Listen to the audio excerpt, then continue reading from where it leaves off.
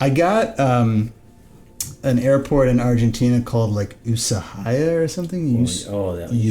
Ushuaia. Yeah, the Tierra del Fuego. It's the southernmost point of the America's continent, basically. Oh, really? Yeah. Have you flown in there before? I've been there not as a pilot. I've been as a passenger there before. It's pretty nice. What is that? It looked like there was some like, is that like the south tip of the Andes or something all the way down there? Because I thought I saw. Yeah, there's hills. There's actually a couple of nice ski resorts there too. Nice. All right. I don't know why I'm in this direction. Because you park in at the gate there. It's basically a position. You see that? Mm-hmm. So because of what happened in this terminal, if you turn back around. I don't know how to back up.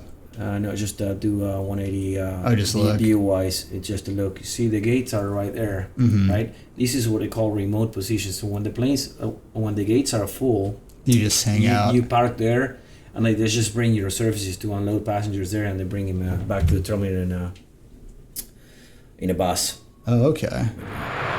Oh, here we go. All right. Oh, you go on the grass. Here we go. All right. Taxiway, 20 knots speed limit. Well, I wasn't able to start it before. So now everything's just going, huh? All right. So engine's down the bottom left in this mode. I mean, shit, I could probably take off at this speed, right? No. You don't have enough room. Oh, yeah. And we got a car there. Avoid a car. Well, good thing the car doesn't have collision. In reality, you won't be able to do that. You need more... more space. Yeah, you put it here up. I think it might be down. It's already up. Okay, so automatic. So that's the soccer stadium right there. Flaps still deployed, taking damage from excessive speed. Press up. Okay, like I said. So that's the stadium. Yeah. That's for. Oh. Did I destroy it? Yeah, you overstressed it. You were going too fast. Too fast. And then you just basically rip the tail off at that point. So that's the thing, those things are fast, so you have to be really careful because you don't have the feedback. Right. You won't be able to do that in real life. I mean, you pass out before you break the airplane. You would have. That's basically a racehorse, a racetrack. Okay, cool. This thing is moving now. Yep. Oh yeah, that thing is fast. There's a city called Moron. Yeah. Are there a lot of namesakes that live there? It's not a nice area of the city anymore. What are the good areas? Okay, let's go back around. This is we were in a good area. So turn back. Don't put too much power. Just basically turn and just there you go. Keep turning.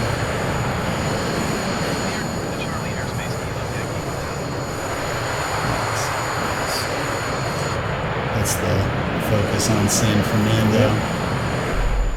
Yeah, you just so when you put too much bank on it and you got that much speed, when you bring the stick back, you basically overstress the aircraft. I'm gonna put dev mode on. Just make sure that that we're not gonna have any failures on it. So otherwise, the thing about this game is that it doesn't even let you have fun with the failures. Like you don't even see your airplane explode or burst into flames.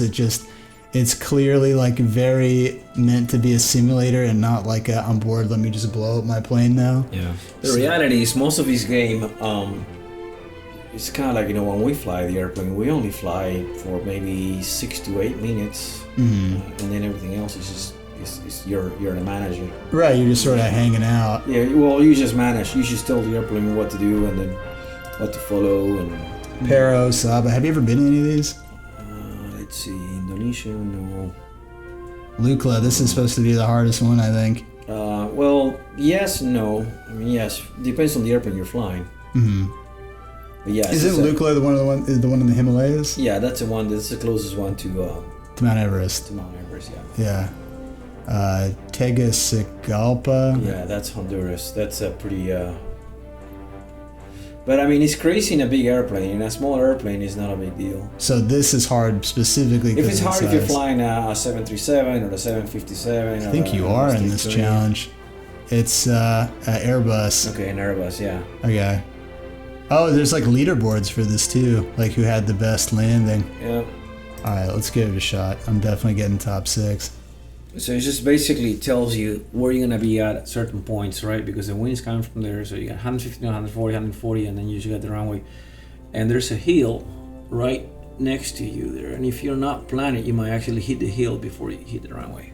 Have you had to do this approach before? Martin did. Oh, okay.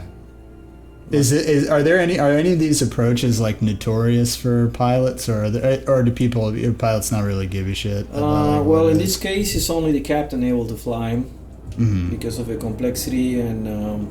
So the co-pilot just watches. Just monitors, yeah. Okay.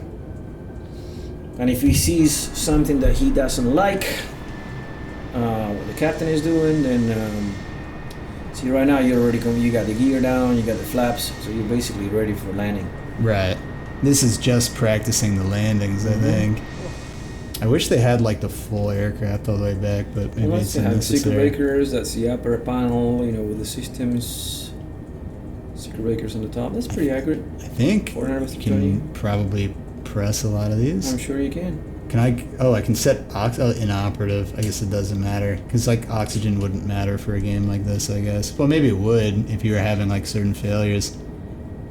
I'm pretty sure you can program failures where you have things that are working or not working. Right. Like what you would have to hit. Yeah, you see. Maybe they're inoperative, but just for like this. For this trial. Scenario, yeah. Yeah. Ooh, what are these? Well, that's my throttle right there, right? Yep.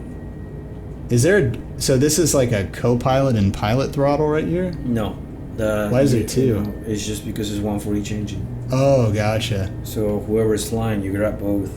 Oh, gotcha. Is there ever a time where you put one back and the other a little bit forward? Yeah. Or that's when you're like steering?